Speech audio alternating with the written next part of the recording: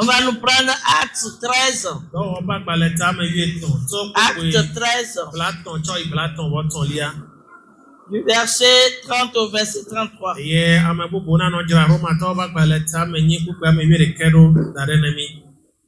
quelqu'un d'autre qui a préparé Romains 8, 11. Écoutons la lecture.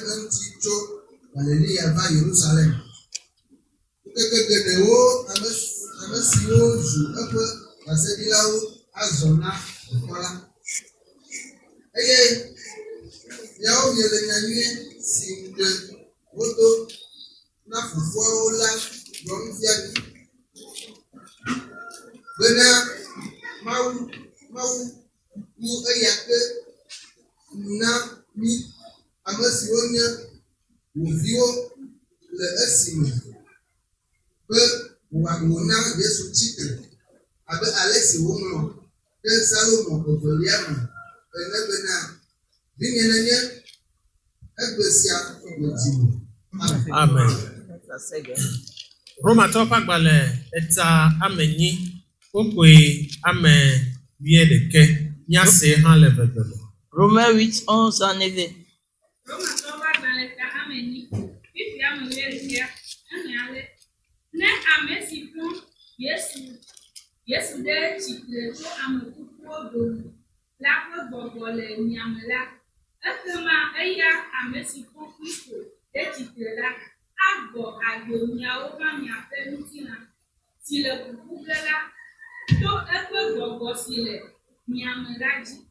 Amen. Amen. Alléluia. Amen. Jésus, Jésus nous bénit tous ce matin. Le dimanche passé, nous nous sommes réjouis, nous avons loué. Parce que notre roi n'est pas demeuré, il n'est pas resté dans le tombeau. Et le jour où il est ressuscité, et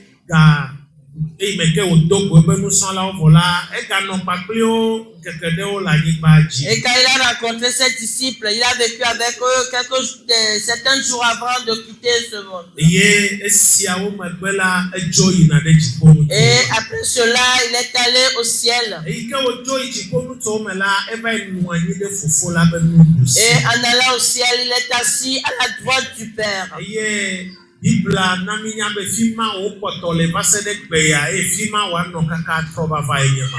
la Bible nous fait savoir que c'est là qu'il demeure jusqu'à ce jour et c'est là-bas qu'il va demeurer l'éternité.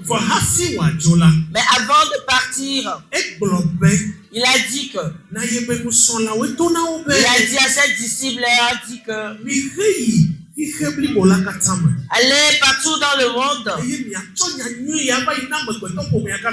donner ce message ou bien cette parole, cet évangile, la bonne nouvelle à tout le monde.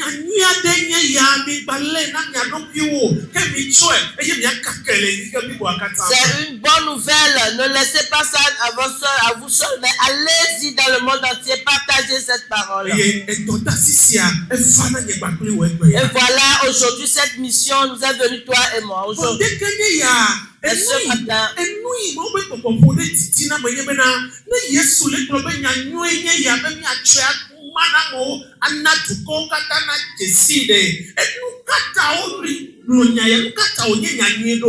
pour ce matin, ce qui me vise à cœur est que pourquoi Jésus dit que cette parole-là est une bonne nouvelle. Quand on parle de bonne nouvelle,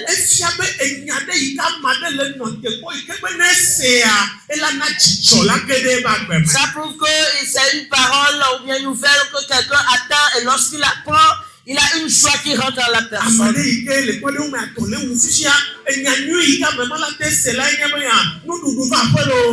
Et prenons l'exemple de quelqu'un qui est affamé, qui est affamé, et quand la bonne nouvelle qu'il attend est qu'il y a de la nourriture en abondance. Celui qui est terrassé par enyanyui ka mema la te ma nona te pona tsoula eye enye bena edoyoyo esuasio. Il est terrassé par une maladie et il a fait tout, n'a rien trouvé comme solution. Mais la bonne nouvelle qu'il attend, est qu'on puisse lui dire que tu as la guérison, tu es sauvé. Et comment Yesu beko pakple yebe chitretiti to amekuku odomela. Eh bien, la mort de Jésus et sa résurrection d'entre les morts. Elle est de fana mekbeto pumia kata bena poda kachacha trova mekbeto brema udomelo. Cela donne comme bonne nouvelle maintenant aux hommes. Voilà, il y a la restauration ou bien la réconciliation entre l'homme et Dieu. Et il n'y a plus de division, bien de séparation entre Dieu et l'homme. Le mur de séparation a été ôté. Et maintenant, quand le mur est ôté, et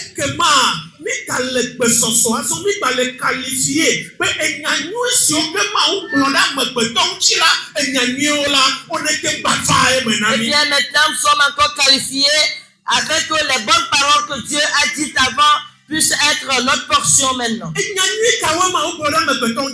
sont les bonnes nouvelles que l'Éternel a prononcées concernant l'homme? Dieu a dit à Adam et Ève que vous allez dominer sur la terre. Vous allez vous élargir sur la terre. Vous allez vous multiplier sur la terre. Ce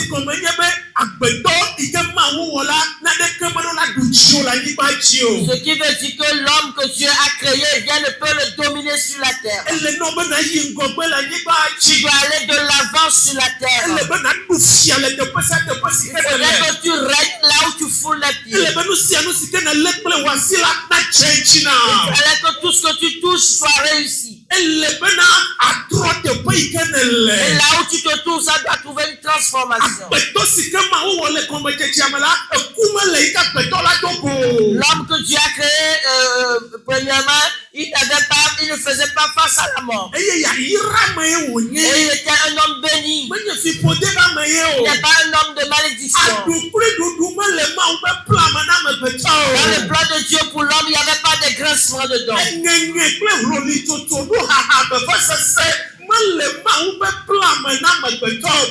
pas de gémissement ni de soucis dans le plan primordial de Dieu. Qu'est-ce qui a apporté ces choses dans le plan? C'est le péché qui a apporté ces choses. C'est la chute qui a mené toutes ces choses. C'est Satan qui a apporté ces choses. C'est la malédiction qui a apporté ces choses.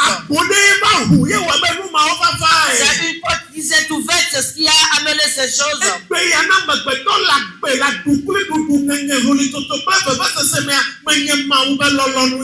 Aujourd'hui, c'est pas la volonté que l'homme vive dans l'agressement, dans des soucis ou bien dans des lamentations.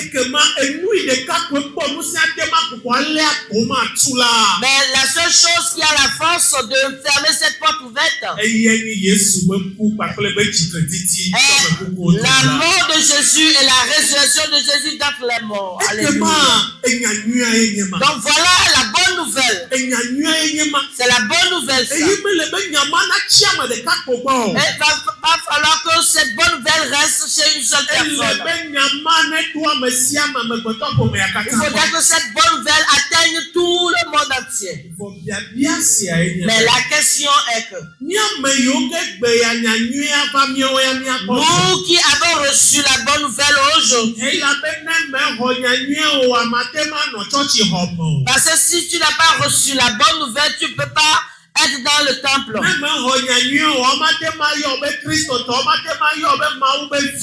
Si tu n'as pas reçu la bonne nouvelle, on ne peut pas t'appeler chrétien ou bien enfant de Dieu. Nous qui avons déjà reçu la bonne nouvelle et nous avons donné notre vie à Jésus-Christ et nous l'adorons,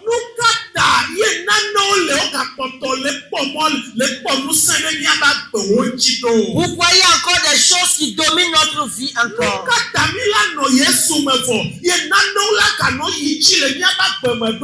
Pourquoi allons-nous être en Jésus et certaines choses vont continuer de venir dans nos vies. Ce n'est pas juste. Bien-aimé en Christ. J'ai été témoin de certaines choses dans ma vie. J'ai été témoin de certaines choses dans ma vie. Ce sont des choses qu'on ne peut même pas expliquer. Personne ne peut pas expliquer ces choses. Aucune théologie ne peut expliquer ces choses. Et nous qui sommes des Africains,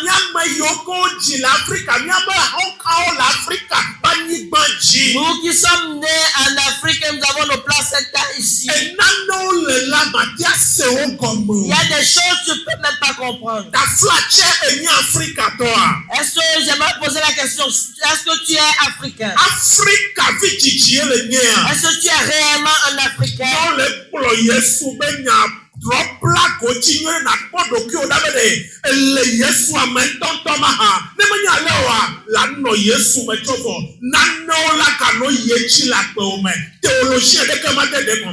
parle d'Africain et tu es là, tu ne t'es pas bien serré terrain, bien sur le terrain, tu vas voir que tu demeures en Christ, mais il y a des choses qui vont encore se passer dans ta vie. Peu importe que toi tu es devant dans l'église, peu importe que tu sois pasteur, peu importe que tu parles en langue, peu importe que toi tu imposes les mains aux gens, tu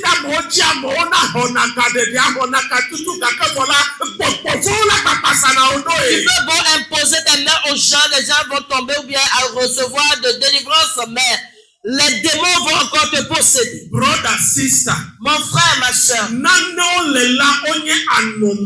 y a certaines choses qui demeurent anomalies. Il y a certaines choses, quand tu les vois, on peut dire que ce sont des zombies. Mais malgré que tu es en Jésus, ces choses se passent encore dans ta vie. Tu vas voir certains arriver à un certain âge. Dans leur vie, vivre jusqu'à un certain âge et puis il y a des choses qui viennent, ils n'arrivent pas à comprendre. Les choses commencent par se détruire dans leur vie. Ce que eux-mêmes ne peuvent même pas expliquer. Personne non plus ne peut expliquer. Si ce n'est pas la maladie, ça sera des cas de dette, ça sera des problèmes qui surgissent. Et leur arrière-grand-parent a été victime. Son papa a été victime. Leur grand frère a été victime. Leur arrière-grand-mère a été victime. Leur maman a été victime. Leur grand-sœur en prison en ce moment. Elle a fui même le pays. Et ça devait arriver sur elle également. Malgré qu'elle est en Christ. Voilà, cela ouvre déjà la porte et cela va se passer également. Pour certains, ils sont en Jésus bien sûr. Mais c'est la mort subite, la mort prématurée dans leur vie. Leur vie ne dure jamais. Qu'est-ce qui se passe là-bas? C'est dans la famille aussi. Comment est-ce que la chose peut se trouver dans la famille? Et lui va donner sa vie à Jésus. Mais ces choses vont continuer de se passer dans sa vie. Si vous ne comprenez pas ces choses, si vous ne comprenez pas ces choses, vous irez à l'église. Mais tel que les féticheurs, bien sûr, les païens ont fini, c'est ainsi que vous allez souffrir. Vous aussi, vous aurez cette faim. Mais je prie ce matin que le secours, le salut de l'Éternel te vienne. Au nom puissant de Jésus-Christ. Pour certains, dans leur famille, quand tu observes bien leur famille, tu vas voir que leur vie ne finit jamais bien. Et souvent leur fin c'est subite, c'est la mort.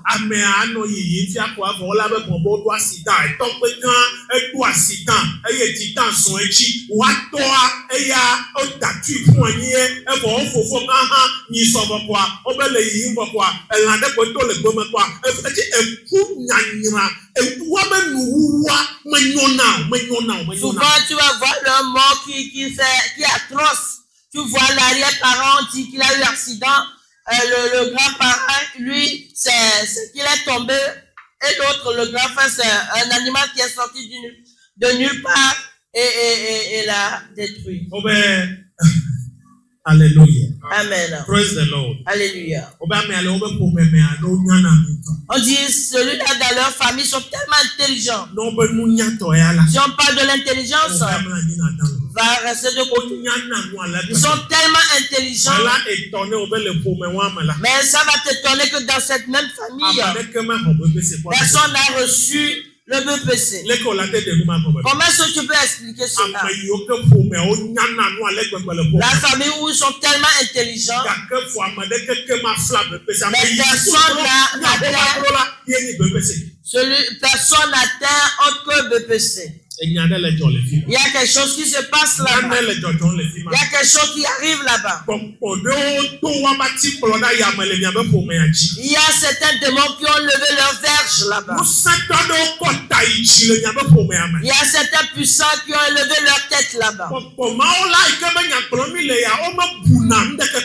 Et ces démons-là dont on parle, ils ne respectent rien. Ils ne respectent personne. Ils ne respectent rien. Et rien ne les effraie. Peu importe que tu sois pasteur, tu as de l'onction pas.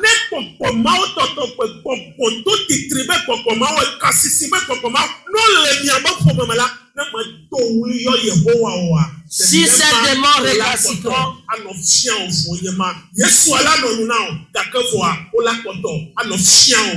si ces démons récalcitrants bien têtus, si tu n'avais pas invoqué Jésus dans ta vie pour te sauver, tu peux beau être en Jésus, mais ils vont agir dans ta vie.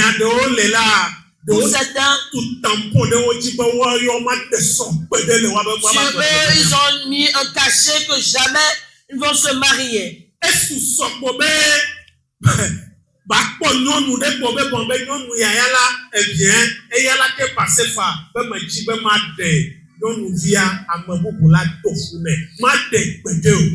Il suffit que lui, l'homme, il trouve une jeune fille, dit celle-là, je vais la marier. Mais tu vas t'étonner que c'est un autre homme qui va accepter cette fille et il ne va jamais la marier. Praise the Lord. Alléluia. Alléluia. Amen. Est-ce que vous me suivez? Dans leur famille, les femmes ne se marient jamais. Jamais du tout. Il suffit qu'un homme l'a rencontré et dit, ah, tu me plais. Femme, tu me plais. Il faut savoir que quand l'homme part d'elle, l'homme va mourir. L'homme va mourir. S'il ne va pas mourir, c'est son boulot, il sera désœuvré.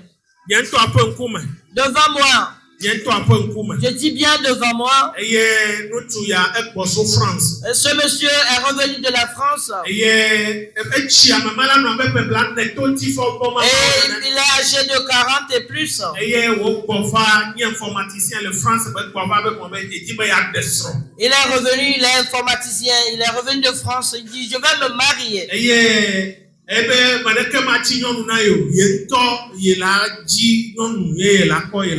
Il dit, personne ne va pas me présenter une femme, mais moi-même je vais chercher et me marier avec.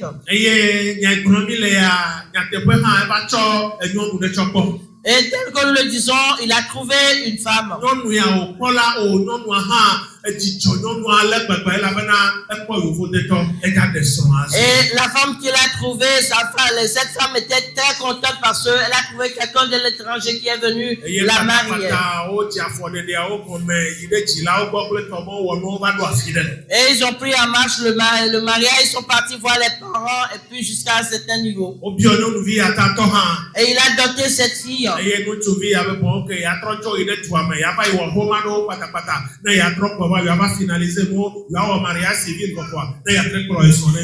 cet homme est parti, il est reparti, donc il dit là-bas je vais tout finir et puis tu me rejoins là-bas. Le monsieur est parti. Le dimanche. Lundi, on n'a pas appris de ses nouvelles. Mardi, moi, je finissais au boulot à midi. Et le message est venu que le monsieur, on l'a retrouvé mort dans sa chambre. On l'a retrouvé mort dans sa chambre. Voilà, le mariage là ainsi fini. Tu vas être en Jésus. Tu vas invoquer ou bien appeler Jésus. Mais des choses là peut arriver encore dans ta vie. Ce matin, la grâce de Dieu va te donner la victoire.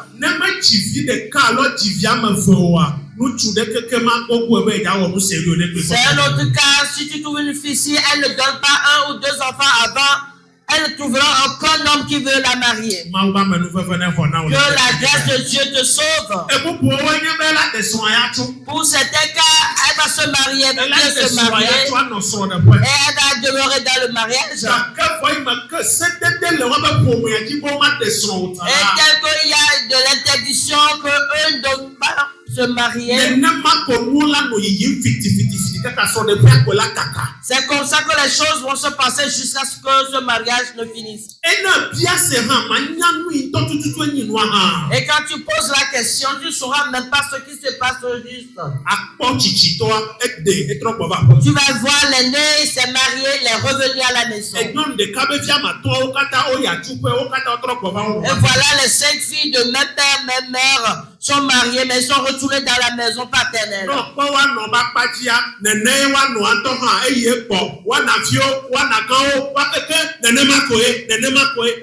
Et quand tu vois de côté maternel, sa maman, c'est la même chose. Leurs tantes sont parties, mais sont revenues également dans leur maison paternelle. Pour certains,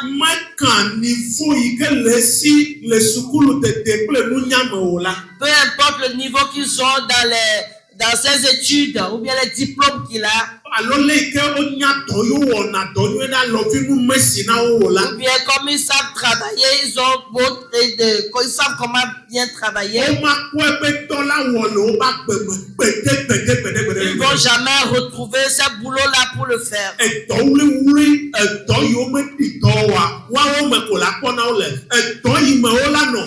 Correspond à quel niveau il est aussi compétence il est aussi là au matin là seulement tu vas voir que malgré ses connaissances, tu vas le voir dans les petits boulots. Et tu ne vas jamais trouver un boulot où il doit déployer ses connaissances-là. Jamais. Tu vas voir certains, ils commencent bien. Eux, ils commencent bien les choses.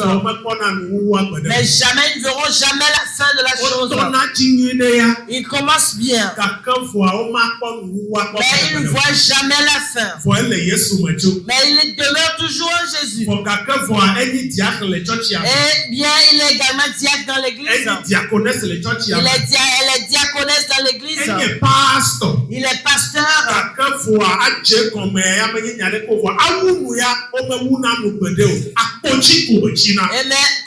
Il commence bien, mais jamais il ne termine, ne finisse. Il reste en chemin.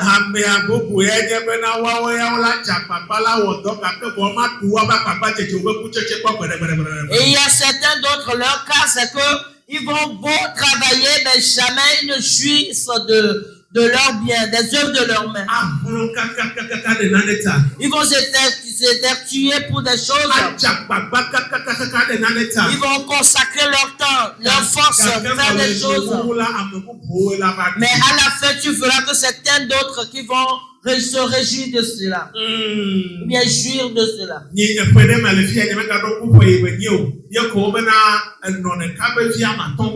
Et c'est une année, je me rappelle, on dit, les enfants plus de l'année en tête. Je me rappelle plus de l'année, 5 enfants d'une même famille.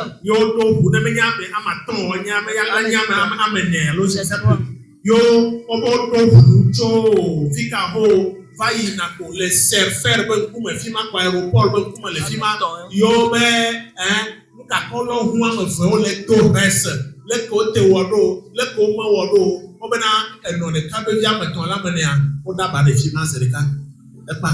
voilà, il y a de cela quelques années, au niveau du CFR, voilà, des enfants d'une même personne, ils ont rencontré un camion et puis les 3 ou bien les 4 ont terminé par terre, morts. Tu vas enfanter. On va t'appeler un jour maman. On va t'appeler un jour papa. Mais un seul jour a suffi que tu es devenu stérile. Pourquoi? Il y a une interdiction dans votre famille. Il y a une voix qui résonne quelque part. Que toi tu n'auras jamais d'enfant. Que toi tu n'auras jamais d'enfant. Peu importe que tu as donné beaucoup ou pas. Si cette voix résonne, la chose tourne jusqu'à ce que la fin ne soit que tu vas tu meurs comme un stérile. Alléluia. Je veux bien ajouter encore un cas. On dit cette personne, il a eu un boulot qui était bien. Et il a beaucoup d'argent qui passe par ses mains. Mais tu vas voir qu'il va finir, il ira en retraite et il va finir au village. Et s'il ne va pas finir au village, tu vas le voir dans sa retraite là, toujours dans la location. Et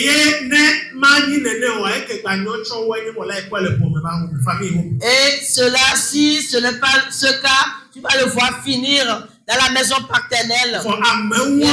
Famille.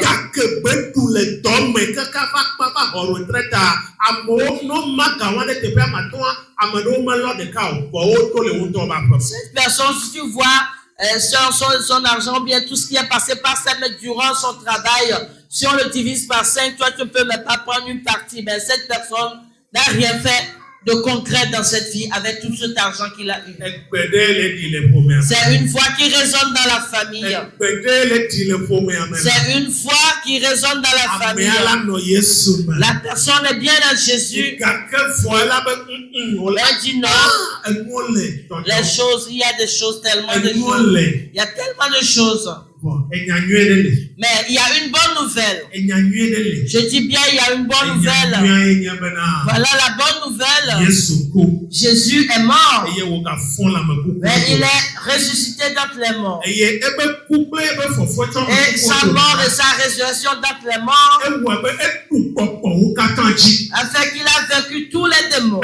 Il a vaincu toute domination. Il a vaincu toutes les malédictions. Il a vaincu tout ce qui n'est pas bon. Et bien, peu importe la force ou bien la voix, la puissance qui résonne dans votre famille. Peu importe le puissant qui domine dans votre souffle origine. Jésus les a vaincus. Maintenant, si tu sais le pourquoi demeurer en Christ, mais cette puissance va encore te dominer. Voilà la première chose. Et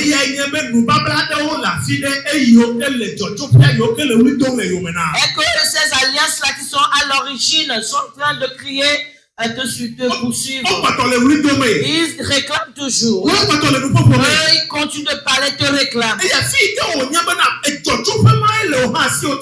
là où tu sais que c'est là aussi ton origine. Dans ces sources-là également, continue de crier. Et nous poursuivre. La seconde chose est que ton ignorance, tu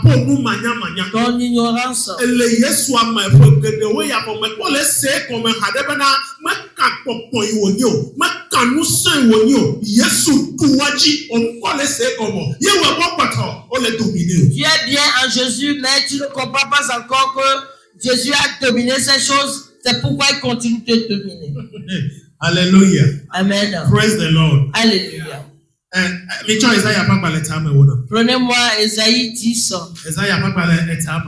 Ésaïe 10. Verset 27.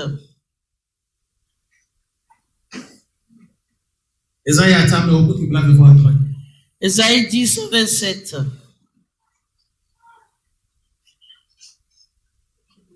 Verset avec. Oui. Et avant le yemaï be. Avant le yemaï. Nyama doli yemaï akle ekbeya. Avant ekbeya.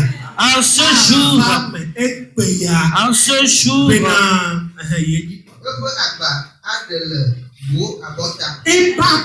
Son fardeau. Et que vous avez essayé, mais ne pas trouvé de résultat. Vous avez beau prier, fatigué. Vous avez beau jeûner, fatigué. Vous êtes promené dans des prières, des camps de prière fatigués. La parole est en train de dire qu'aujourd'hui, en ce jour, son fardeau sera ôté au-dessus de ton épaule. Et voilà.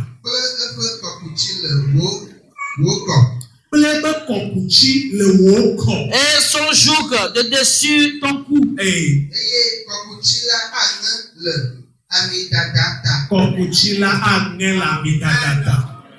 la graisse fera éclater le joug. Le joug sera éclaté. La graisse.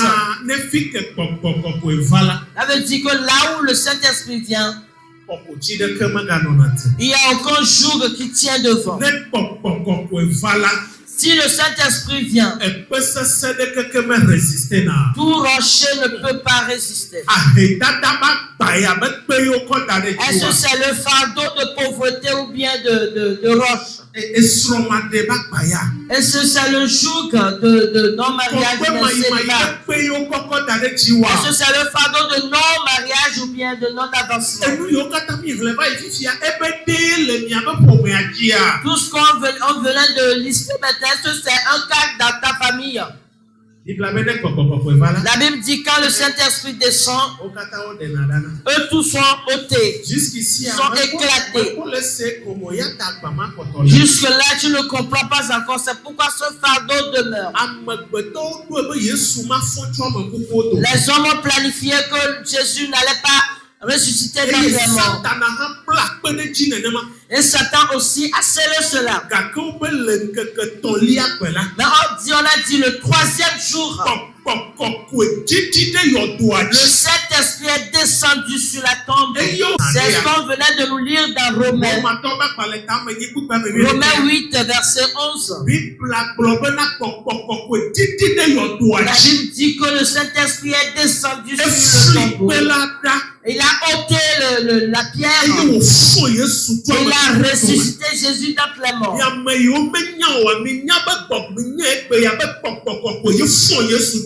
Vous qui ne le savez pas encore, sachez-le aujourd'hui que c'est le Saint-Esprit qui a ressuscité Jésus d'entre les morts.